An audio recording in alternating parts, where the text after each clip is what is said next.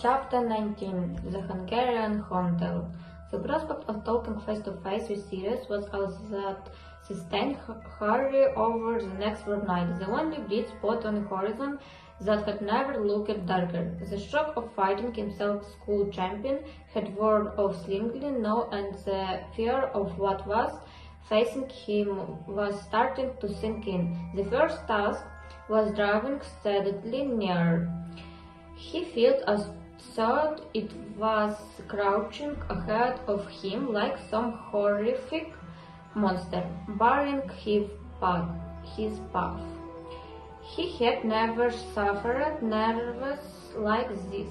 They were way beyond anything he had felt before a Quidditch match, not even his last one against Slytherin, which had decided who win the Quidditch Cup. Harry was finding it hard to think about the future at all, as he felt as if his whole life had been leading up to and would finish with the first task. Admittedly, he didn't see how Sirius was going to make him feel any better about having to perform in no piece of difficult and dangerous magic in front of hundreds of people, but the mere sight of a friendly face would be something at the moment. Harry wrote back to Sirius, saying that he would be beside the common room fire and the time Sirius had suggested, and he and Hermione spent a long time going over plans for forcing Anne strangely out of the common room on the night in question. If the worst came to the worst, they were going to drop a bag of dunge bombs, but they hoped they would have to resort to that filch would skin them alive. In the meantime, life became even worse for Harry within the confidence of the cast, for Rita Skeeter had published her piece about the Triwizard tournament, and it had turned out to be not so much a report on the tournament as a highly colored life story of Harry. Much of the front page had been given over a picture of Harry. The article continuing on page 2, 6 and 7 had been all about Harry, the names of the Pig's Buttons and Darmstrong. Champion Miss Pallet had been squashed into the last line of the article, and Gagrid hadn't been mentioned at all. The article had appeared 10 days ago, and Harry still got a sick, burning feeling of shame in his stomach every time he thought about it. Rita Skeeter had reported him saying a full lot of things that he couldn't remember ever saying in his life, let alone in that broom cupboard. I suppose I get my strength from my parents. I know they'd be very proud of me if they could see me now. Yes, sometimes at night I still cry about them. I'm not ashamed to admit it. I know nothing will hurt me during the tournament because they're watching over me. But Rita Skeeter had gone even further than transforming his ears into long, simple sentences. She had interviewed other people about him too. Harry has at last found love at Hogwarts. His close, friendly, Colin Creevy says that Harry is the rarest thing out of the company, and Hermione Granger a stunningly pretty muggle-born girl, who, like Harry, is the one of the top students in the school. From the moment the article appeared, Harry had endured people, Slytherin, mildly quaking it at him as he passed them and making sneer comments. What a hanky, Potter, in case you start crying in Transfiguration. Since when have you been one of the top students in the school, Potter? Or is this a school you and Longbottom have set up together?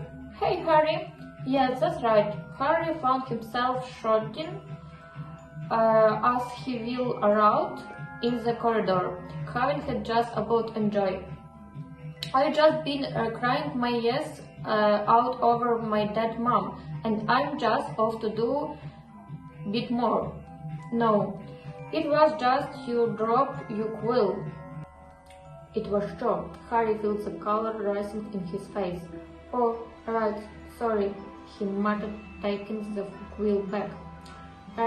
Good luck for Tuesday, she said. I really hope you will. Which left Harry feeling extremely stupid. Hermione had come for her fair share of unpleasantness too, but she hadn't yet started yelling at innocent bystanders. In fact, Harry was full of admiration for the way she was handling this situation. Stunningly pretty hair, Pansy Parkinson had triggered the first time she had come face to face with Hermione after Rita's article had appeared. What was she chatted giving it a champion? Ignore it, Hermione said in a dignified voice, holding her head in the air and stalking past the Slytherin girl as though she called her them. Just ignore it, Harry. But Harry couldn't ignore it. Ron hadn't spoken to him at all since he had told him about Snape's detentions. Harry had half hoped they would make things up during the 2 hours they were forced to pick rats' brains in Snape's detention. But that had been the day Rita's article had appeared, which seemed to have confirmed Ron's belief that Harry was really enjoyed all the attention. Hermione was furious with the pair of them. She went from one to the other, trying to force them to talk to each other.